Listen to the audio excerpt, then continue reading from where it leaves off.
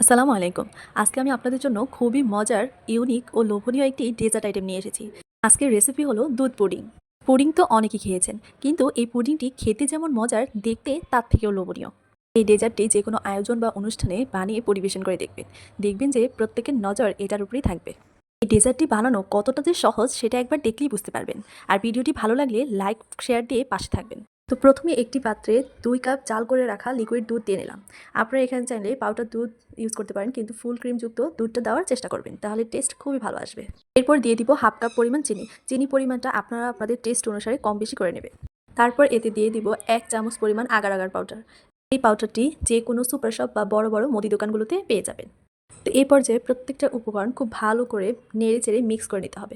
আমি কিন্তু এই পর্যায়ে চুলার আঁচটা জ্বালিয়ে নিইনি, কারণ চুলার আঁচটা জ্বালানোর আগে প্রত্যেকটা উপকরণ মিশিয়ে নিতে হবে।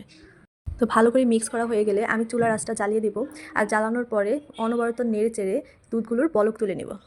দুধের সামান্য বলক চলে আসলে তাতে আমি দিয়ে দিব 1 চামচ কাস্টার্ড পাউডার। আর এই কাস্টার্ড পাউডারটি আমি নর্মাল পানিতে ভালো করে মিক্স করে তারপরে অ্যাড করছি। ভুলেও কাস্টার্ড পাউডার গরম দুধে দেওয়া যাবে না, তা না হলে দলা পেকে যাবে। ভালো করে মিক্স করে নিতে হবে। এই পর্যায়ে অনবরত নেড়ে চেড়ে 2 মিনিট জাল করে নিতে হবে। নাড়াচাড়া কোনো পর্যায়ে বন্ধ করা যাবে না, তা না হলে জমে যাবে। 2 মিনিট জাল করার পর ঘন হয়ে আসলে আমি এই পর্যায়ে নামিয়ে নেব। তো নামিয়ে একটা পাত্রে সেট হওয়ার জন্য ঢেলে দেব। আপনারা চাইলে যে কোনো পাত্রে এটাকে জমিয়ে নিতে পারেন। তো এটা গরম থেকে স্বাভাবিক তাপমাত্রায় চলে আসলে আমি নর্মাল ফ্রিজে রেখে দেব ভালো করে সেট হওয়ার জন্য। তো অন্যদিকে একই পাত্রে আমি 1.5 কাপ পরিমাণ পানি দিয়ে দিব। আর তার সাথে অ্যাড করে দিব আগে থেকে ভিজিয়ে রাখা হাফ কাপ পরিমাণ সাবুদানা।